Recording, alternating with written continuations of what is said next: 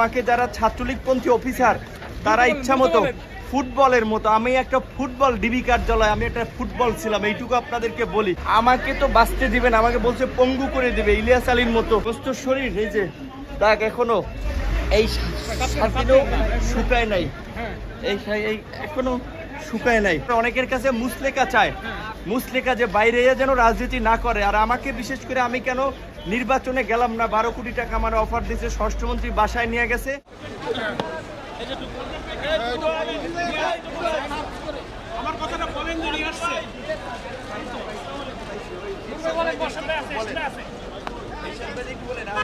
রিমান্ডে নিলে ব্যাপক টর্চার, ঝুলাইয়া গরু ছাগলের মতো ঝুলাইয়া কারেন্টের শক দেয় এবং সিনিয়র জুনিয়র নাই, চট থাপ্পড় গরুর মতো হাত পাও বাইন্দা পিটাইতেছে।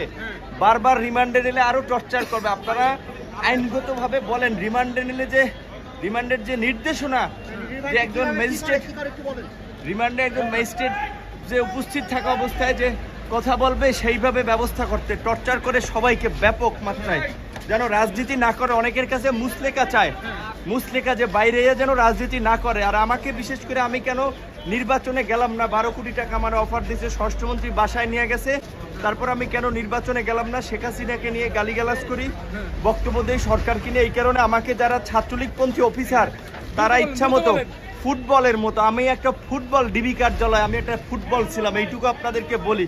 এখনো যদি আমার সুস্থ শরীর, এই যে দাগ এখনো এই শার্টিনও শুকায় নাই, এই এখনো শুকায় নাই।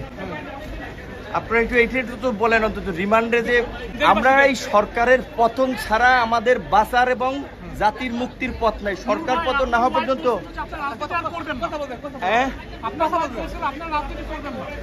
আমাকে তো বাঁচতে দিবেন, আমাকে বলছে পঙ্গু করে দিবে ইলিয়াস আলীর মতো। যদি আমি ওদের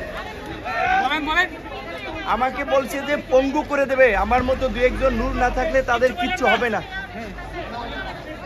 আমি শুধু এইটুকু বলি যে আমার শারীরিক পরীক্ষা করার দরকার, চিকিৎসা করা দরকার। আমার ইনজেকশন পুশ করছে, এটি কি স্লো পয়জন?